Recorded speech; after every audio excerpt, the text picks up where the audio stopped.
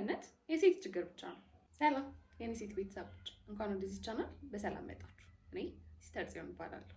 ዛሬ ስለ መካንነት ወይም ስለ ኢንፈርቲሊቲ እንነጋገራለን። ይህ ብዙ ቤተሰቦች የሚያስጨንቅ ችግር ሲሆን መፍትሄ ወይም ሕክምና አለው።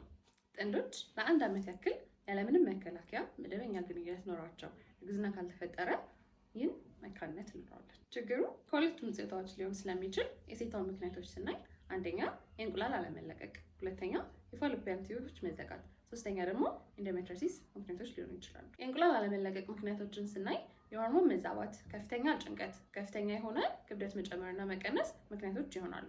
የፋሎፒያን ቲዩብ መዘጋት ምክንያቶችን ስናይ በኢንፌክሽን እና በቀዶ ጥገና ሊሆን ይችላል። ኢንዶሜትሪዮሲስን ስናይ ደግሞ በየወሩ ከፍተኛ የሆነ የወር አበባ ህመም፣ በየወሩ ከባድ የሆነ የደም መፍሰስ እና በግንኙነት ጊዜ ህመም ናቸው።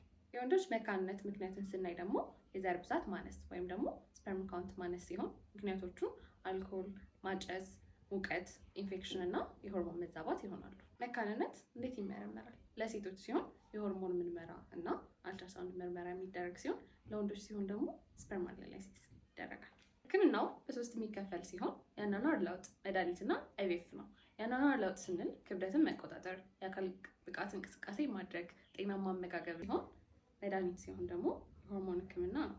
አይቪኤፍን ስናይ አይቪኤፍ የእንቁላልና የወንዱ ዘር ከማህፀን ውጭ በመገናኘት ወደ ሴቷ ማህፀን ተመልሶ እርግዝና ይፈጠራል። አንዳንድ ሰዎች መካንነት የሴቷ ችግር ብቻ ሲመስላቸው አንዴ መካንነት ከተፈጠረ ህክምና ያለው አይመስላቸውም። ይህ የተሳሳተ አመለካከት ነው። መካንነት የተለመደ የጤና ችግር ነው። በጊዜው ህክምናና ክትትል ሊድን ይችላል። ዛሬ ውይይታችን ይህን ይመስል ነበር። በተነሳው ሀሳብ ጥያቄና አስተያየት ካሉት በኮሜንት ያስቀምጡልን። እነዚህን የመሳሰሉ አስተማሪ ቪዲዮዎች እንዲደርሱት ቻናላችንን ሰብስክራይብ በማድረግ ቤተሰብ ይሁኑ።